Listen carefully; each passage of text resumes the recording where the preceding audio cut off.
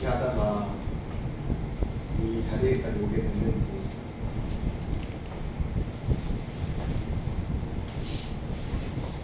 어쩌면 하나님을 만나기 전에는 제 인생 계획에서 전혀 없었던 일이라고 생각을 합니다. 이나장을 통해 하나님을 만나고 또 안익교회를 통해서 이 자리에 쓸 수 있는 것은 지금 정말 모르지 하나님이 인도하시고 능력을 주셔서 또 나를 믿고 나가서 말을 하라 이렇게 말씀하시는 것 같아서 용기가 얻어 나왔습니다. 사실 저는 많이 부족하고 직장 생활을 교직이라는 생활을 하면서 23살에 교직 첫 발령을 받고 지금 제 나이가 43살이니까 거의 만 20년을 교직 생활을 했습니다. 교직 생활을 하고 그 생활 속에서 아이들 앞에 항상 교단에 서야 되고 또 업무로 인해서 선생님들과 항상 회의를 해야 되고 또 때로는 수백 명의 학부모님 앞에서 교육과정 설명회며 여러 가지 학교 교육과정에 대해서 발표를 해야 되고 그러한 것들을 수없이 해왔지만 저는 이번 간증을 준비하면서 그거하고 너무 다른 차원이 다른 마음으로 이렇게 준비가 되고 또 긴장도 많이 되고 그랬습니다. 그래서 성경 말씀도 많이 읽어보고 하면서 성경 말씀에서 그 장현 스님께서 감사 예배를 하실 때 많이 말씀을 하시는 두려워 말라 내가 너와 함께하니라 놀라지 말라 나는 내 하나님이 됨이라 내가 너를 굳세게 하리라 참으로 너를 도와주리라 참으로 나의 의로운 손으로 너를 붙들리라. 이 말씀을 보면서 그래 하나님께서 인도해 주시겠지 또 나를 통해서 성도님들께 뭔가 하나님이 나의 삶 속에 관여하신다는 것을 같이 공감하고 교제가 되겠지 이런 마음으로 돌아왔습니다. 그래서 제가 이 간증 시간 동안 구원받고 난 이후에 저의 삶과 또 제 작년에 성도님들 아시다시피 큰 가정사를 겪었습니다. 아버지를 하늘에 천국에 보내드리고 다시 회복하는 그러한 큰 가정의 일이 있었는데 그 일을 통해서 하나님께서 저에게 어떠한 말씀을 하셨는지 또 제가 어떤 그런 하나님과 기도를 통해서 어떤 것을 느꼈는지 그런 부분에 대해서 성도님께 함께 간증으로 교제하는 시간을 갖도록 하겠습니다. 제가 나이가 40이 넘어가면서부터 여성 호르몬이 많이 나오는지 눈물이 많아지더라고요. 그래서 제가 마음을 굳게 먹고 오늘은 정말 감정 조절을 잘 해야지 울지 말아야지 이런 마음으로 올라왔는데 혹시라도 제가 아버지의 삶을 얘기를 하다가 조금이라도 감정이 흔들려서 눈물이 나오더라도 선생님께서 넓은 마음으로 이해해 주시고 받아주셨으면 감사하겠습니다.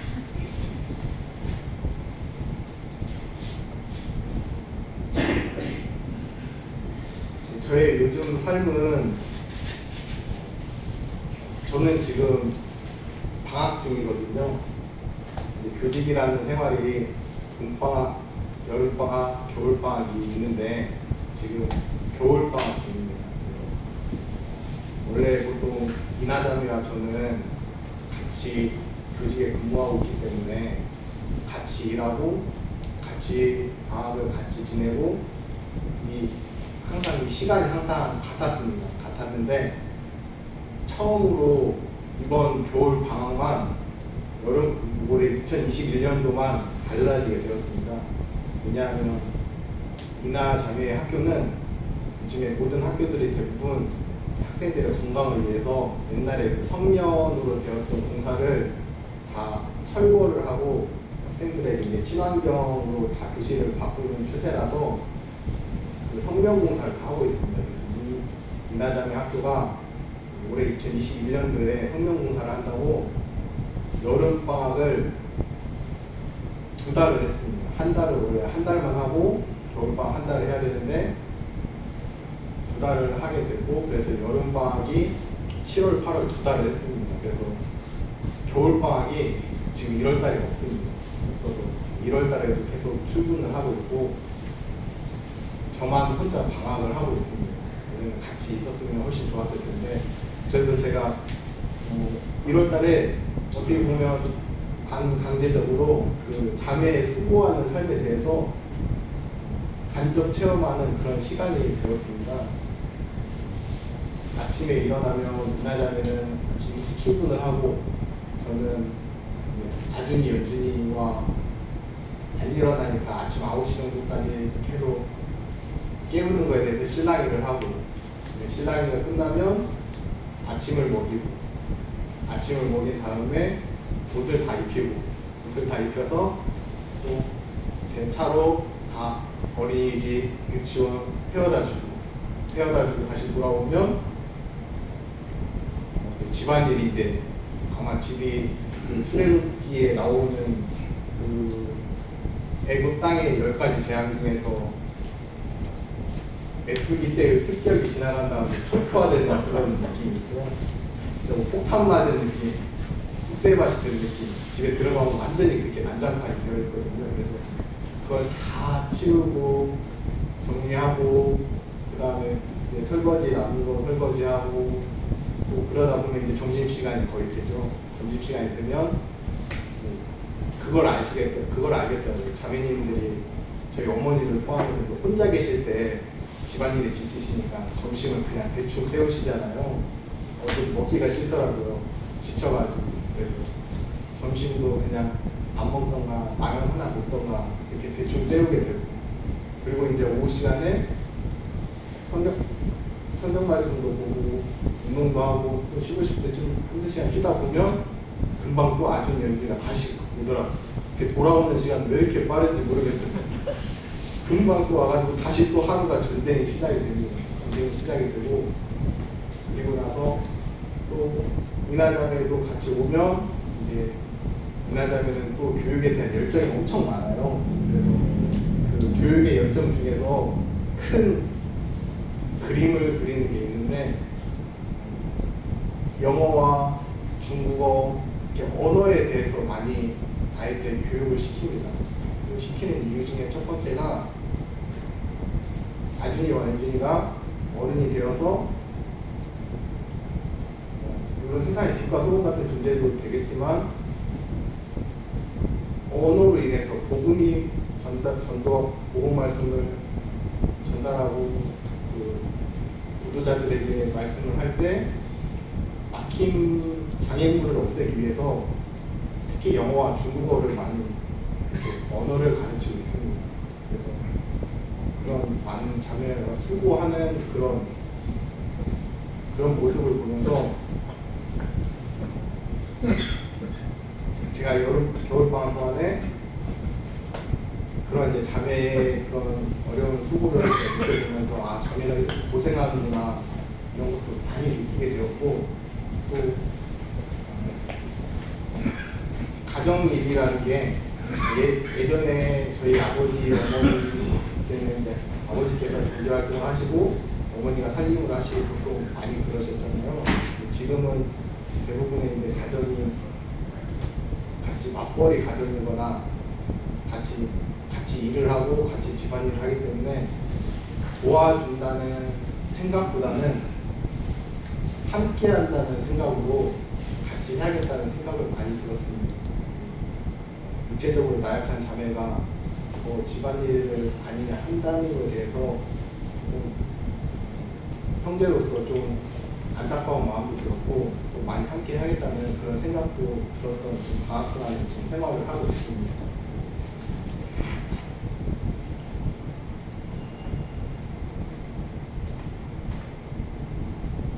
또 아준이, 연준이를 보면서 그런 생각도 들었습니다. 아준이, 연준이 자녀는 하나님께서 주신 복이라고 그렇게 생각을 했지만 또 그냥 아준이와 연준이가 그냥 잘하는 건 아니잖아요. 하나님께서 저희를 온전히 사랑하시는 것처럼 저 이나자매와 저도 이 세상에서 온전히 사랑을 줄 수 있는 게 아준이와 연준이잖아요. 그래서 아준이와 연준이라는 존재를 통해서 하나님께서 어떻게 보면 이나자매와 저를 더 영적으로 성장시켜 주는 게 아닌가 이런 생각도 많이 하게 되었습니다.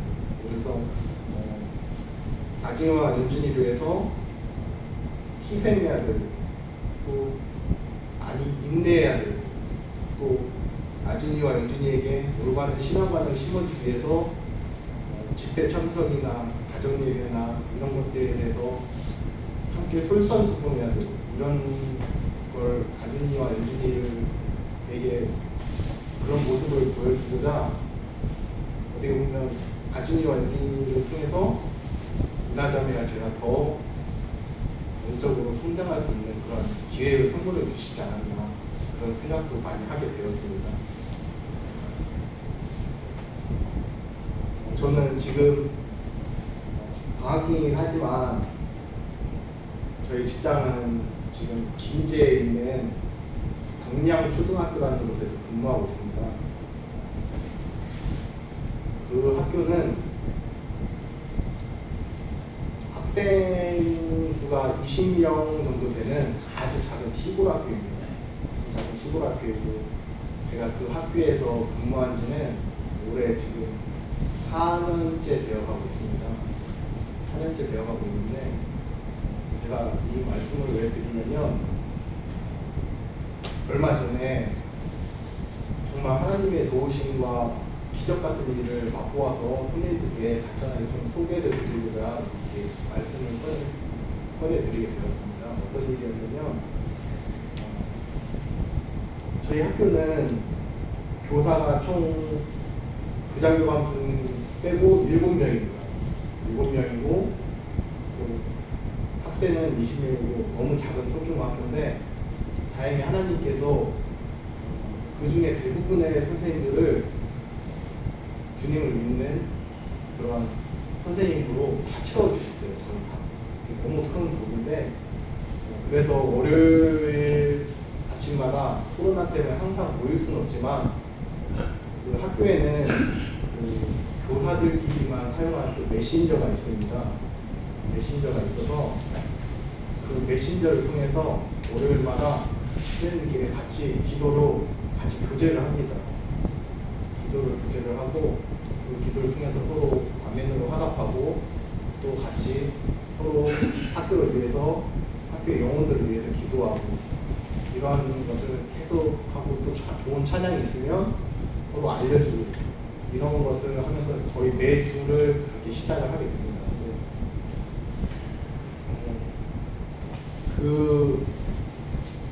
그렇게 행복한 학교인데 12월쯤에 갑자기 그 난감한 상황이 좀 벌어졌습니다.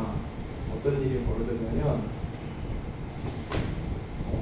모든 학년이 20명이니까 딱 어떻게 보면 6등분 하면 한 학년당 3명씩 돼야 되는 게 맞잖아요. 근데 어떤 학년은 1명인 학년도 있고 어떤 학년은 2명인 학년 또 저희 반이 가장 과밀학급입니다. 과밀학급 6명 네, 이렇게 되어 있으니까 이게 꼭 3명씩 분포가 되어 있는 게 아니에요. 그래서 이 학생이 만약에 다른 마음 먹고 전학을 가게 되면 난감한 상황이 생길 때가 있습니다. 그래서 어떤 일이 벌어졌냐면 2학년 학생이 2명인데 1학년 학생이 2명인데 한 명이 그 어머님이 신앙심이 엄청 좋으신가 봐요. 그래서 그 디모데 성경학교 이런 학교 있죠. 대안학교 그 학교에 이제 정만 남겨두고 그 학교 전학을 보내고 싶으시다는 거예요. 네. 그래서 제가 이제 작년에 3학년이었는데 대리반 얘기하고 그 여동생 1학년 얘기하고 이렇게 둘이 남매가 12월에 전학을 간다고 했습니다. 전학을 간다고 해서 아 그러냐 부모님의 뜻이니까 저희 학교에서는 어떻게 할 수 있는 게 아니잖아요. 그래서 예 알겠습니다 했는데 거기서 갑자기 문제가 생긴 게 뭐냐면 1학년 애기가 이제 한 명이 남잖아요. 그 한 애기가 혼자서 심심하다고 이제 전학을 간다는 거예요. 그래서 졸지에 2학년에 올라가는 학생이 없어지게 됐습니다. 없어지게 됐어요. 그래서 이게 시내학교 큰 학교에서는 한 명 전학하고 안 가는 게 큰 의미가 없지만 시골 학교에서는 너무 큰 비중을 차지하거든요. 그래서 없어지게 되면 그 규정이 어떻게 되어 있냐면 교감 선생님이 나가셔야 돼요. 네. 교장 선생님 한 분만 계시면 된다. 이걸 관리단 한 분만 계시면 되고 또 2학년 선생님 필요 없으니까 선생님도 한 분 나가셔야 돼요. 강제로. 그러면 그 총 교장교감 선생님 선생님 6분에서 9분인데 교장 선생님은 이제 원래 관리자시니까 일을 안 하시고 결제만 하시잖아요. 교감 선생님부터 총 8명이 보통 일을 나누어서 합니다. 일을 나누어서 하는데 큰 학교 같은 경우는 예를 들어서 시내학교 같은 경우는 선생님 30분이 계시면 학교 일은 똑같아요. 똑같은 일을 30명이 나눠서 하시는 거고 시골 학교는 저희 학교 같은 경우는 8명이 나눠서 합니다. 일은 더 많겠죠. 대신 이제 좋은 건 있죠. 학생 수가 적으니까 학생 관리하기는 쉽죠. 큰 학교는 업무는 적지만 학생을 30명씩, 25명씩 관리를 해야 되고 작은 학교는 업무는 많지만 학생이 4명, 5명만 관리하면 되고 이런 좀 차이점이 있습니다. 그래서 그런 상황이었는데 이제 갑자기 전학을 간다고 하니까 교감 선생님하고 선생님 한 분이 나가셔야 되는 그런 상황이 되었습니다. 그래서 아직 시간이 조금 있으니까 이게 교감 선생님께서 말씀하시기로 1월 18일까지 전학 오는 학생이 없으면 어쩔 수 없이 나가야 된다 이렇게 말씀을 하셨어요. 그래서 아직 방학 전이니까 12월달 시간이 있으니까 저도 교직생활 처음으로 전단지를 들고 교문 밖에 나가서 이마을 저마을을 돌아다녔어요. 선생님들끼리 구역을 나눠서 이게 보통 학원이나 이런 데서 하는 일인데 이렇게 전단지를 들고 학교를 홍보하러 이마을 저마을 여기 혹시 1학년 애기 있나? 네, 1학년 애기만 필요하거든요. 다른 학생은 오면 도움은 별로 되지 않아요. 일거리만 늘어나는데 1학년 애기가 있나 거기만 쫓아다니면서 하는데 저희 병량초등학교 있는 그 구량면이라는 곳이 지난 5년 동안 출생아가 단 한 명도 없을 정도로 아주 암울한 지역입니다. 그래서 거의 한 보름 가까이를 그렇게 막 선생님들끼리 막 찾고 아기가 있나 없나 있으면 뭐라고 다른 학교 다니고 있어도 치킨도 보내주고 집으로 우리 학교 오라고 이렇게 막 했는데 안 되더라고요. 안 돼서 선생님들께서는 그래도 기도는 계속 하셨죠. 우리 학교에 좀 이런 난감한 상황이 생기지 않게 해달라고 기도를 많이 드렸습니다. 저도 어떤 기도를 드리냐면 그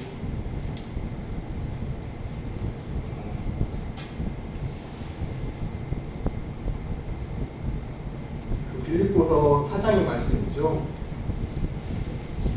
아무것도 염려하지 말고 다만 모든 일에 기도와 간구로 너희 구할 것을 감사함으로 하나님께 아니라 이런 말씀이죠.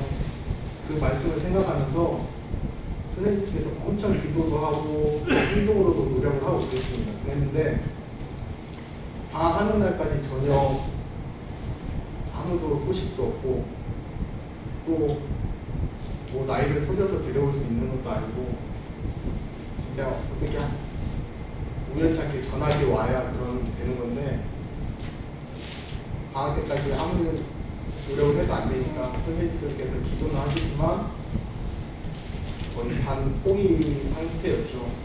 그리고 나서 이제 18일까지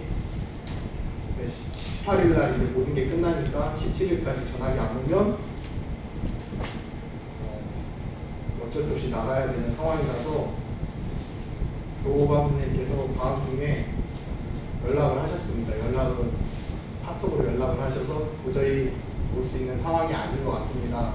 교육청이 말씀을 드렸더니 교육청에서는 아마 안 올 거니까 미리 내신을 내세요. 이렇게 해서 교감 선생님 당연히 쓰셔야 되고 선생님 중에서 한 분을 쓰셔야 됩니다. 그래서 먼저 지원을 받겠습니다 했는데 제가 얼마 예전에 한번 저희 학교에서 복음으로 많은 어려움을 겪으셨던 여선생님이 있으시죠. 그 선생님 한번 말씀을 드렸었는데 그 선생님께서 그럼 자기가 먼저 그냥 떠나겠다고 이렇게 하셔서 두 분이 쓰셨습니다. 쓰시고 너무 심란했습니다. 왜냐하면 두 선생님, 교감 선생님, 선생님 나가시면 다시 업무 분장을 또 다시 해서 또 그 두 분의 일을 나머지 6명이 또 3분의 1씩 가져가서 또 일을 하게 되면 업무량도 많아지고 또 그게 결국 가정에도 영향을 미치고 이나장에도 저한테 그러거든요. 작은 학교에서 일이 많다 보니까 그걸로 인해서 학교에서 퇴근도 1시간씩 늦어질 때도 자주 있습니다. 여러 가지 뭔가 하다 보면. 그래서 좀 그런 일이 안 발생하길 바랬는데 어쩔 수 없이 그런 상황이 되었습니다. 그래서 잡고자기 하고 있었는데 진짜 기적같이 교감 선생님께서 17일 날 카톡 연락이 오신 거예요. 어떤 연락이 왔냐면 2학년하고 4학년 애기가 전학을 온다는 거예요. 갑자기 17일 날 그것도 마지막 날인데 그래서 교감 선생님께서 정신없이 막 일단 서류를 받아야 끝나는 거거든요. 서류를 안 받으면 마음은 아무 의미가 없거든요. 그래서 정신없이 서류를 받고 17일 날 그 여선생님하고 교감 선생님이 또 다시 포기원을 냈습니다. 내신 포기원. 전부 안 가겠다고 포기원을 내고 이제 마무리가 되었습니다. 교감 선생님께서 하신 말씀이 18일 날 전학이 왔으면 아무 의미가 없다는 거예요. 18일 날 전학 오면 이미 다 이게 끝나서 행정 절차가 다 끝나서 복시감독을 하든지 아니면 다른 학교로 전학을 가든지 교감 선생님하고 선생님 나가는 건 정해져 버렸다는 거예요. 다행히 17일 날 전학이 와서 학교가 다시 정상적으로 이렇게 내년에도 돌아가게 되었습니다. 얼마나 그 선생님들의 기도와 노력과 이런 것들을 또 그 하나님께서 경량초등학교의 영혼들을 얼마나 사랑하시는지 정말 기적 같은 것을 물론 그 중에 안 믿으시는 선생님도 계시지만 믿음이 있으신 선생님들께서는 그 감사를 되게 몸소 체험하는 그러한 시간이 되지 않았나 그런 생각이 들었습니다. 어떻게 보면 정말 기적 같은 일이죠. 그래서 그런 일을 한번 소개해드리고 싶었습니다. 저는 그 구원 받고 나서 이나 자매를 만나지 않고 또 우리 안행교회를 통해서 이 안에서 구원을 받지 않았다면 아마 지금도 세상 속에서 돈을 벌고자 아마 혈안이 되어 있을 거고 또 어떻게 하면 인생에 더 깊은 쾌락을 찾아서 즐거움만을 찾아서 살고 있었을 거고 또 죽으면 끝이라는 생각에 아마 죽기 전에 뭔가 즐거운 일만을 쫓아다녔을 거라고 생각이 듭니다.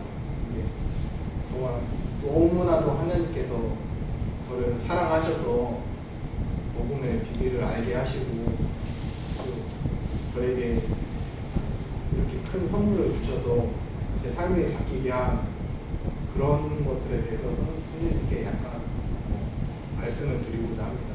첫 번째, 제가 삶을 통해서 지금 생각해보면 구원받은 이후에 제가 가지고 있는 생각 중에 같은 것 중에 하나가 첫 번째로 돈의 노예가 되지 말자라는 것을 마음속에 많이 느끼고 살게 되었습니다. 디모데전서 6장 10절에 보면 돈을 사랑함이 일만하게 뿌리가 되나니 이것을 탐내는 자들은 미혹을 받아 믿음에서 떠나 그 근심으로서 자기를 찔렀다라고 말씀하시고 누가복음 16장 13절에는 너희는 하나님과 재물을 겸하여 섬길 수 없느니라고 말씀하십니다. 또 히브리서 13장 5절에는 돈을 사랑하지 말고 있는 바를 족한 줄 알라. 그가 친히 말씀하시기를 내가 결코 너희를 버리지 아니하고 너희를 떠나지 아니라 하셨느니라 라는 말씀이 있습니다. 저는 무엇을 느꼈냐면, 결론부터 말씀드리면, 하나님께서 물질을 주시면 그것으로 너무 감사하고, 설령 그렇지 못하더라도 만족하면 감사하며 살자라는 마음으로 마음이 바뀌었습니다. 예전에 저는 어땠냐면, 요즘에 그런 말 있죠. 벼락거지라는 말이 있죠. 나는 아무것도 하지 않고 열심히 일만 했는데 그냥 남들이 잘 살게 되다 보니까 내가 거지가 되는, 벼락거지라는 말이 있죠. 그런 말이나 또 아파트를, 더 좋은 아파트를 사서, 아파트값 많이 올랐잖아요. 근데 아파트를 사서 좋은 집에 살 수 있는 그런 기회가 많이 있었습니다, 저에게. 실제로 어떤 일이 있었냐면, 한 5년 전에 제 가장 친한 친구 중에 한 명이 지금 세종시에 살고 있는데, 저한테 딱 2억만 눈 감고 대출을 받으라는 거예요. 그때 세종시 집값이 아파트 한 3억 정도? 그 정도 됐었습니다. 그래서 무조건 아파트를 사면 4, 5년 정도 지나면 10억 가까이 될 거야. 그러니까 무조건 대출 받아. 저한테 매일매일 잔소리 하다시피 얘기를 했습니다. 근데 저는 이제 성격이 빚지는 걸 좀 싫어하는 성격이라서 아니야 괜찮아 그렇게 했는데, 친구는 저한테 계속 얘기하는 거예요. 너 설령 손해보면 내가 그 너 손해본 거 다 메꿔줄게. 그러니까 나 믿고 진짜 투자해. 근데 그 아파트가 정말 지금은 10억이 되었거든요. 그런 생각을 하면 정말 어떻게 보면 정말 땅을 치고 후회할 일이죠. 그런 일들이 정말 많았습니다. 또 그뿐만이 아니라 뭐 차를 언제 바꿔야 되나, 또는 뭐 오늘 예금을 어디다 하면 더 수익이 많이 나나, 또 보험은 어떻게 들어야 손해를 보지 않나, 또 뭐 예를 들어서 요즘 같은 주식시장이 이렇게 뭐 안 좋다고, 코로나 때 안 좋다고 하면 어디를 투자해야 뭐 수익을 나나. 예전에는 이런 생각들이 머릿속에 아주 가득가득 했었어요. 또 그뿐만이 아니라 아준이와 유준이가 어른이 되고 성인이 되면 집을 어떻게 도와줘야 되나, 얘네들이 뭐 혹시 개인 일을 한다고 하면 또 미처는 얼마 정도 대줘야 되나, 또 내가 언제까지 살 거며, 또 내가 언제까지 그 기간 동안에 자식들에게 짐이 안 되려면 돈을 얼마를 모아야 되나. 정말 돈을 생각하니까 끝도 없는 고민이 되더라고요.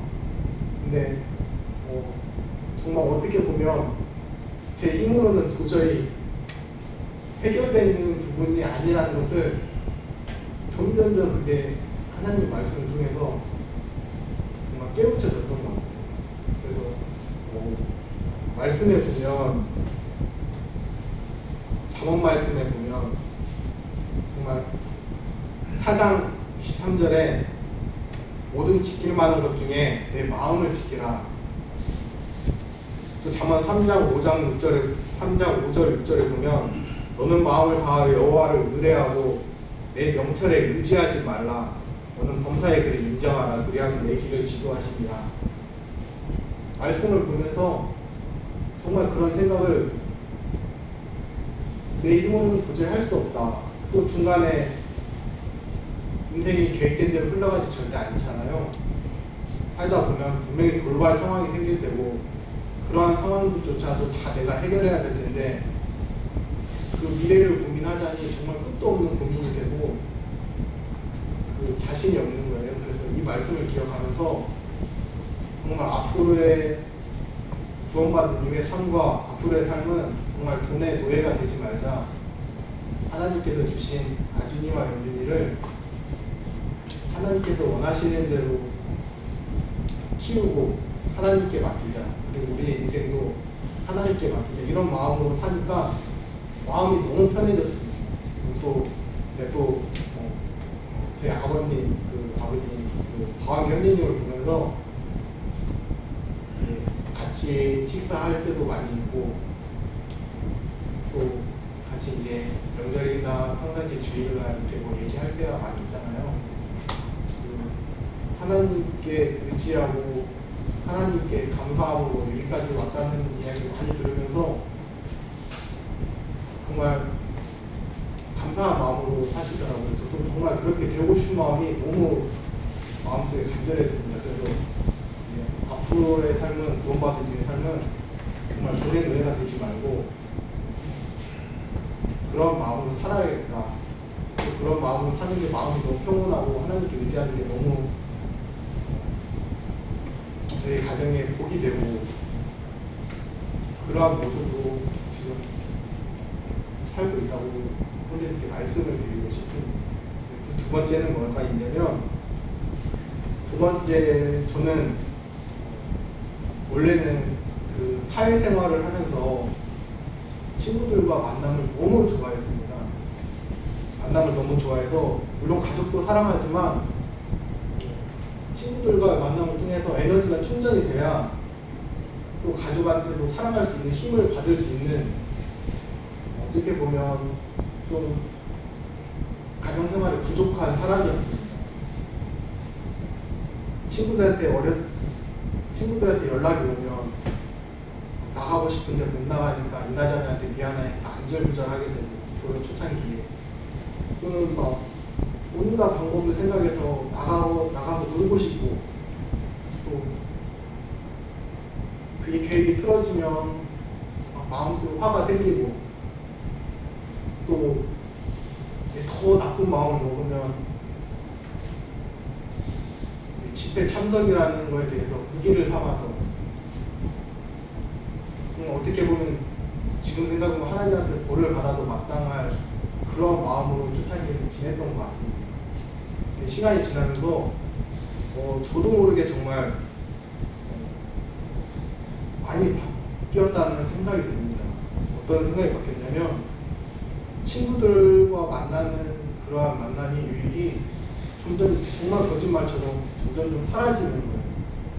그러다 보니까 친구들과 멀어지게 되고, 또 그 시간들이 온전히 가정으로 돌아가게 되고, 또 그러면서 가정이 더욱 행복해지고, 그 선순환이 계속 되는 거예요. 그 놀라운 변화를 지금 경험하고 있는데, 그 놀라운 변화를 경험하는 것 중에 한 가지는, 또 저는 정말 처음에는 상상도 못했습니다. 어떤 상상을 못했냐면, 물론 이제 어머니를 따라서 교파교회를 몇 번 다니기는 했습니다. 교파교회를 다니기를 하면, 교파교회에서는 정말 선도님들끼리 주말에만 회개하고 예배드리고 간단하게 목례 인사하고 끝나는. 우리 안일교회는 지금 이제 코로나 때문에 많은 걸 함께하지 못했지만 그렇지 않잖아요.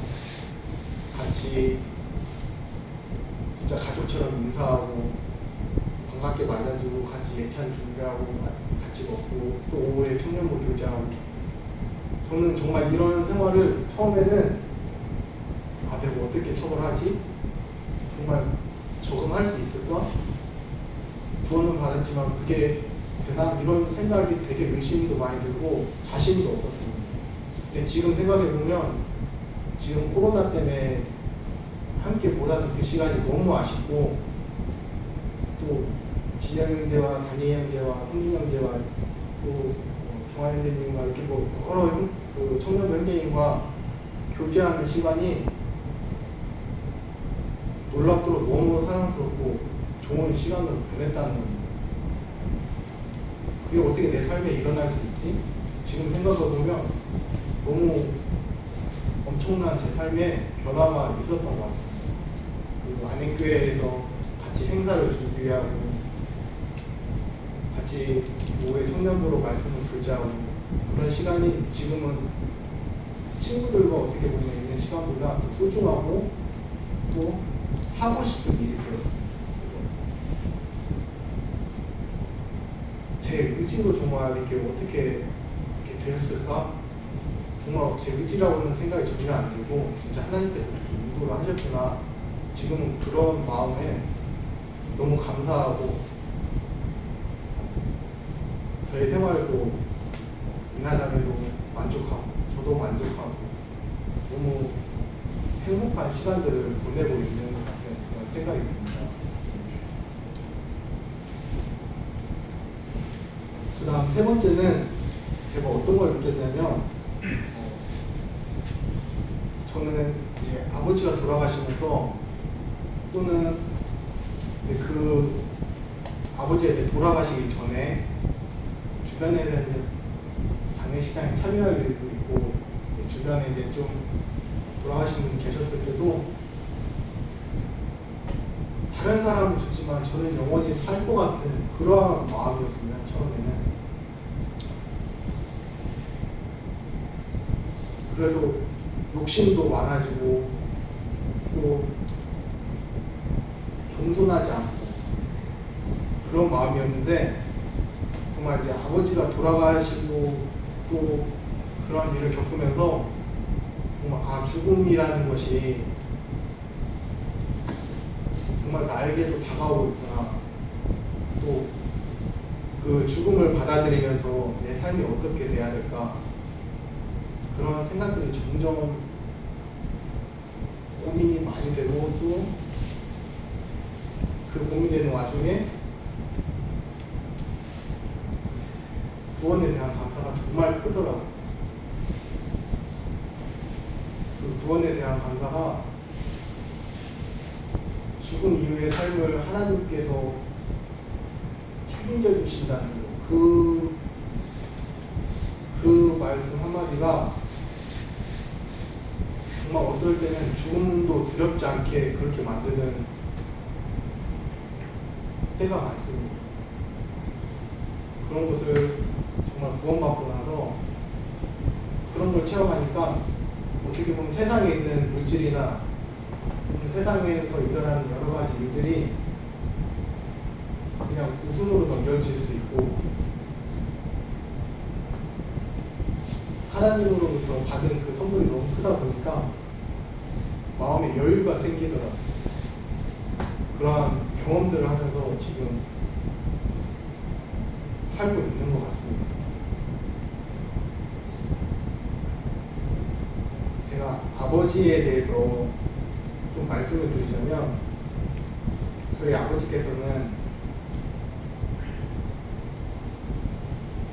많이 배우지 못하셨습니다. 직업을 말씀드리면 건축 기능공이셨습니다. 20살 때부터 가족들을 위해서 딸린 여동생과 동생들을 위해서 그 막노동 일을 하셨고 또 거기서 기술을 배우셔서 이장이라는 기술 혹시 아시나요? 이렇게 벽을 판판하게 만드는 그런 기술을 배우고 집을 지을 때 이제 그런 일을 하셨습니다. 그러시면서도 엄청 성실하시고 또 어머니도 잘 도와주시고 또 말씀은 없으시지만 정말 항상 따뜻하고 인자하셨던 분입니다. 지금 생각해보면 한 번도 저를 매를 들지 않으셨던 것 같아요. 어머니께는 제가 엄청 맞았는데 아버지께는 단 한 대도 맞았던 기억이 없습니다. 그만큼 인자함으로 사셨던 분인데 아버지께서 지난 4월 2020년 4월 23일 날 돌아가셨습니다.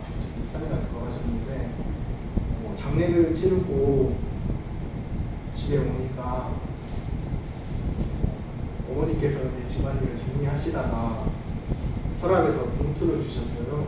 그 봉투 안에 돈이 10만 원이 들어있었습니다. 그게 뭐라고 써 있었냐면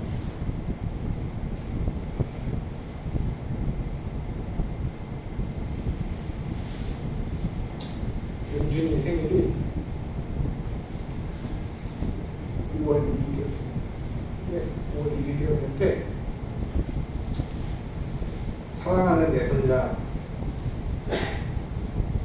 부디 건강하고 착한 아이가 되거나 너무 사랑한다 이렇게 해서 봉투를 미리 준비해 주셨던 것 같습니다.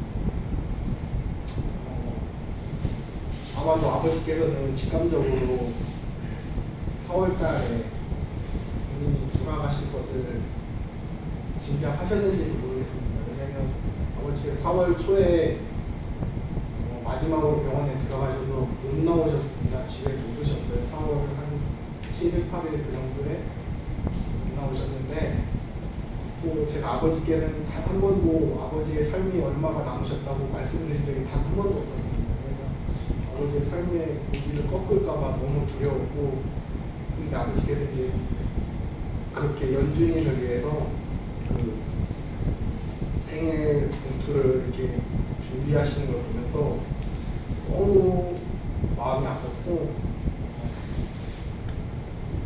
우리 돈은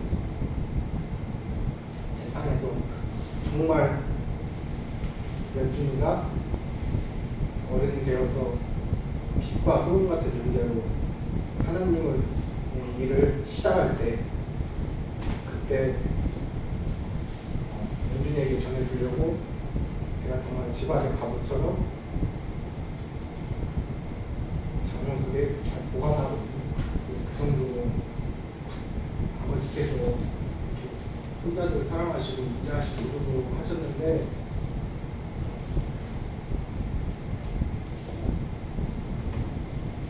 정말 철이 든다는 게 아버지의 삶을 보면서 제가 돌아가신 후에 느끼는 것 중에 한 가지가,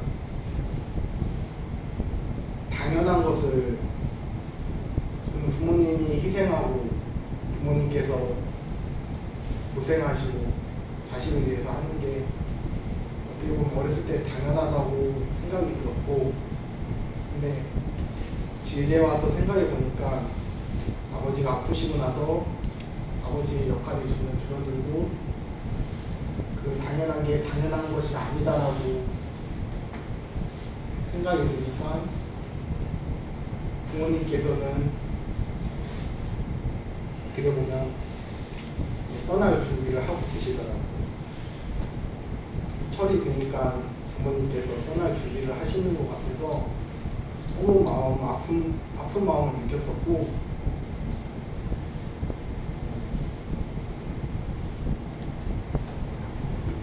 제가 지금도 기억을 하는데 2019년 7월 3일이었습니다. 2019년 7월 3일 금요일 날인데, 제가 구원받고 나서 우리 청년부 형제들하고 못지않게 너무 좋은 거예요.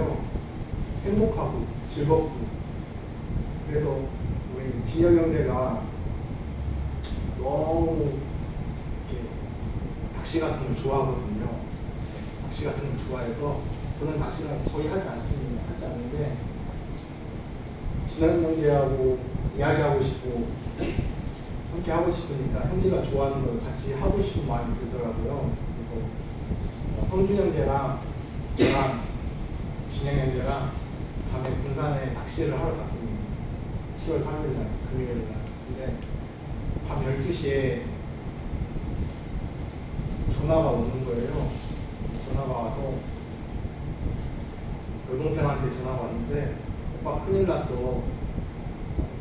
아빠가 결과가 안 좋아. 말을 못하는 거예요. 무슨 일인데. 정말 저는 생각도 안 하고 있었습니다. 무슨 일인데. 그때 아빠가 암이래. 저는 제가 살면서 암을 겪어보지 못했고, 또 제가 사랑하는 가족 중에서 이렇게 심한 그 암의 그런 무서움을 몰랐기 때문에 그때까지는 조금 덜컥하긴 했지만 현실로 와닿지 않았습니다. 현실로 와닿지 않아서 제가 그 다음날 토요일 날 바로 익산에서 이제 작은 병원에서 피 검사하고 그리고 소변 검사하고 해서 이제 암 소견이 돼서 큰 병원에 바로 가라고 해서, 큰 병원은 서울에 있는 병원들은 제가 동생이랑 해서 다 서울대병원, 세브란스병원, 삼성병원, 아산병원 다 예약을 했습니다. 다 예약을 하고 월요일부터 그 다음 주에 쭉 다 예약을 했는데 못 기다리겠는 거예요. 그래서 토요일 날 아침에 바로 전주에 있는 전주내과 있죠. 전주내과에 가서 CT를 다시 찍고 다시 검사를 했습니다. 거기서 검사한 결과가 뭐라고 나왔냐면 신우암 4기라는 거예요.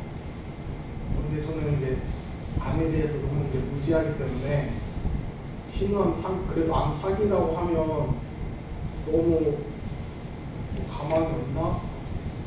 그때부터 이제 너무 많은 생각들이 들었습니다. 그래서 제가 그날 9시인가 넘어가지고 토요일날 혼자 그의 문을 두들겨서 열어서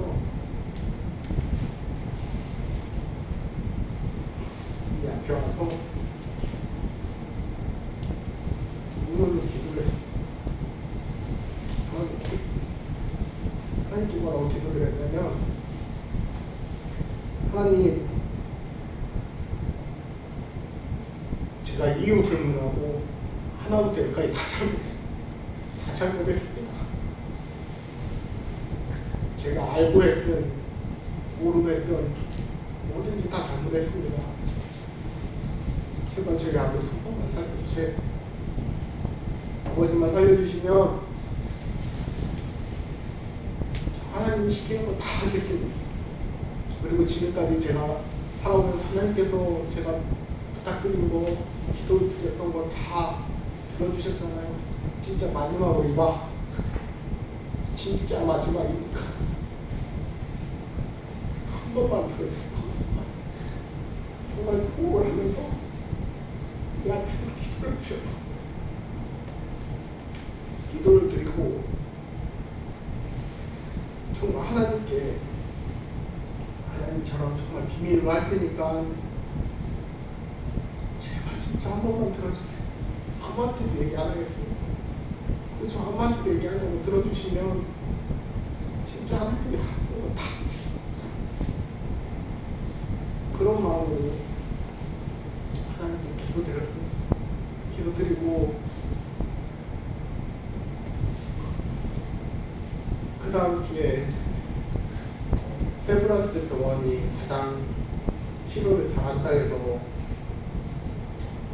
아버지를 모시고 그때부터 이제 병원에서 검사를 받고 한 2주 정도 검사를 받게 되었습니다.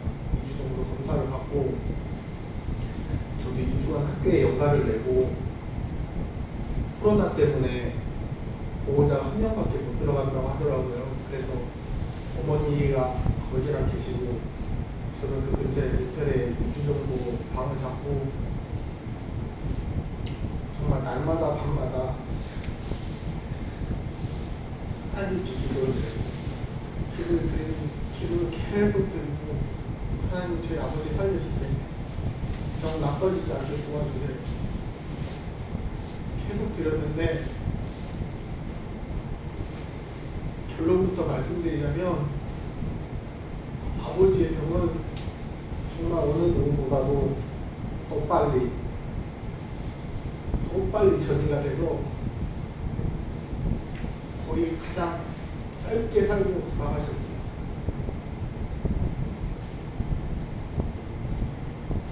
우리 동생이랑 제가 병원에 다니면서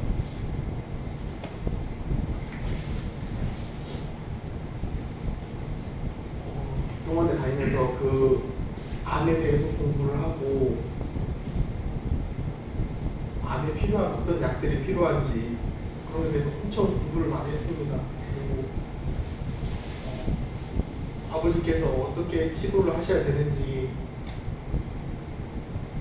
그런 거에 대해서 많이 진짜 의사만큼 알아보게 되고 연구하게 되더라고요. 가족이 아프니까.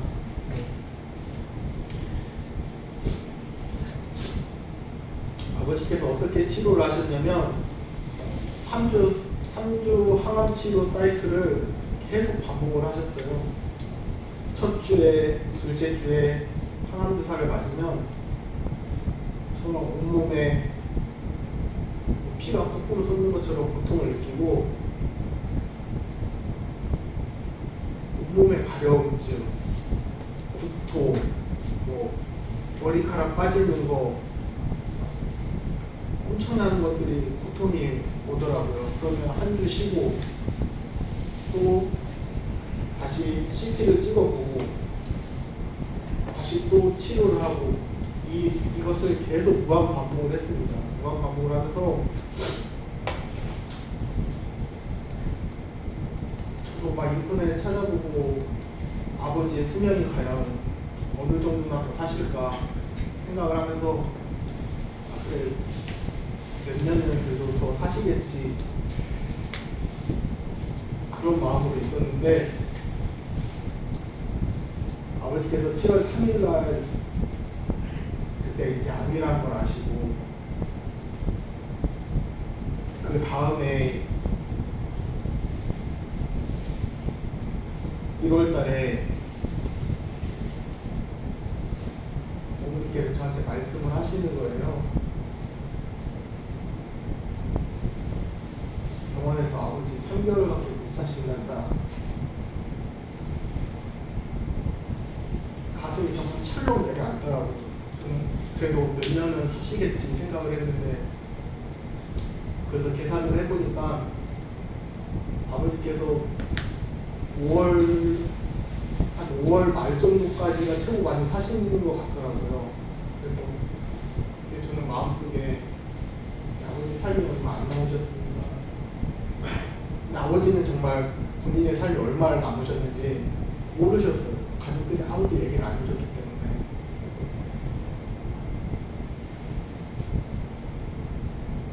저는 정말 마음속에 아버지께 복음을 전하고 싶었지만 제가 아버지께 복음을